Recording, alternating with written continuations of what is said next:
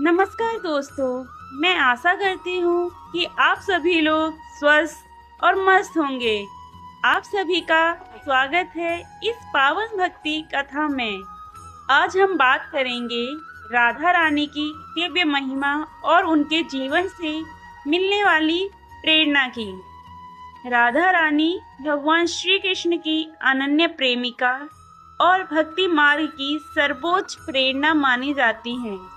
उनका जीवन केवल एक साधारण कथा नहीं, बल्कि प्रेम, भक्ति और समर्पण का अद्वितीय उदाहरण है। कहते हैं कि राधा रानी का जन्म बरसाना में हुआ और उनका बचपन अत्यंत पवित्रता और सादगी से भरा था। वे बचपन से ही अत्यंत सुंदर थी। उनके मुखमंडल से सदैव दिव्य तेज प्रकट होता था और उनकी आंखों में करुणा और प्रेम का अद्भुत संगम देखा जा सकता था। राधा रानी का हृदय सदा श्री कृष्ण के प्रति समर्पित रहता था। चाहे वे खेतों में खेल रही हों या नदी किनारे जल भरने जा रही हों, उनके मन में केवल कृष्ण का ही ध्यान रहता था।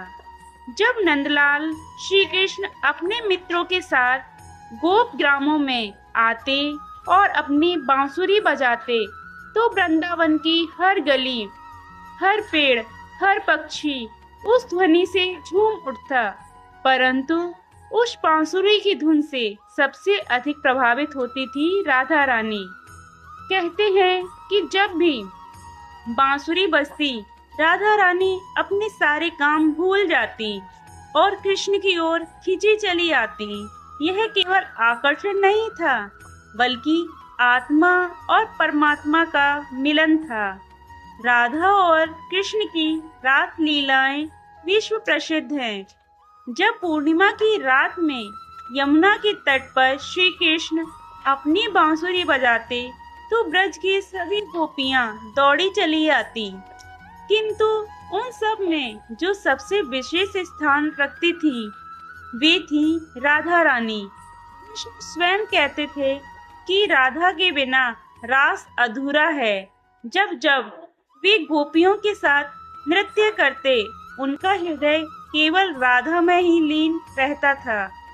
राधा और कृष्ण का प्रेम सांसारिक प्रेम नहीं, बल्कि दिव्य और आत्मिक प्रेम था, जिसमें कोई लाभ, कोई स्वार्थ और कोई छल नहीं था।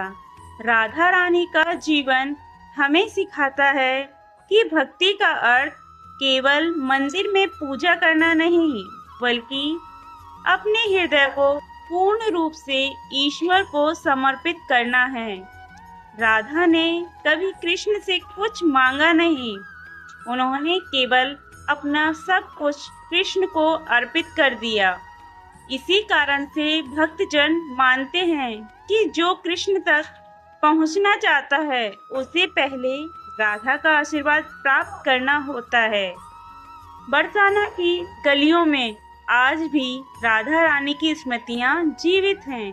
वहां के लोग मानते हैं कि जब भी कोई प्रेम और भक्ति के भाव से उनका नाम लेता है, तो राधा स्वयं उसकी पीड़ा हर लेती हैं।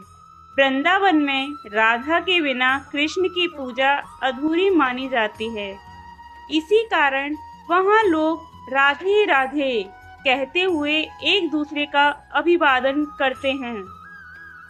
राधा रानी और कृष्ण की यह कथा केवल पुरानी दंत कथा नहीं है, बल्कि यह संदेश देती है कि सच्चा प्रेम त्याग, सेवा और भक्ति से भरा होता है। यदि हम अपने जीवन में किसी भी कार्य को निस्वार्थ भाव से करें, तो वह कार्य अवश्य सफल होता है। राधा रानी ने अपने जीवन से यह सिद्ध कर दिया कि प्रेम केवल लेने का नाम नहीं, बल्कि देने का नाम है। सदियों से संत कवियों ने राधा की महिमा का गान किया है।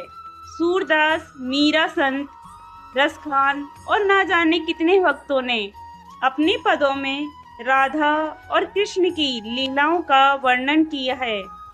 इन सभी का मानना था कि राधा का नाम जपने मात्र से हृदय से अज्ञान मिट जाता है और भक्ति का मार्ग स्वतः सरल हो जाता है।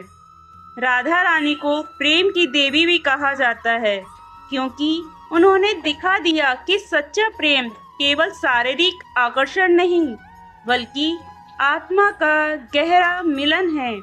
वे प्रेम की उस भावना का प्रतीक हैं जो संसार के बंधनों से परे हैं। यही कारण है कि जब भी कृष्ण का नाम लिया जाता है तो राधा का नाम स्वतः जुड़ जाता है। लोग कहते हैं राधे कृष्ण न कि केवल कृष्ण, क्योंकि कृष्ण की लीला राधा के बिना अधूरी है। राधा रानी का जीवन यह भी सिखाता है कि जब हम अपने अहंकार को त्याग कर पूर्ण समर्पण कर देते हैं, तभी हमें ईश्वर की प्राप्ति होती है। इन्होंने अपने हर क्षण में केवल कृष्ण को जिया और यही कारण है कि वे भक्ति मार्ग में सर्वोच्च स्थान रखे हैं। आज भी करोड़ों भक्त उनके नाम का स्मरण कर अपने जीवन को शांति, प्रेम और भक्ति से भरते हैं। राधे राधे।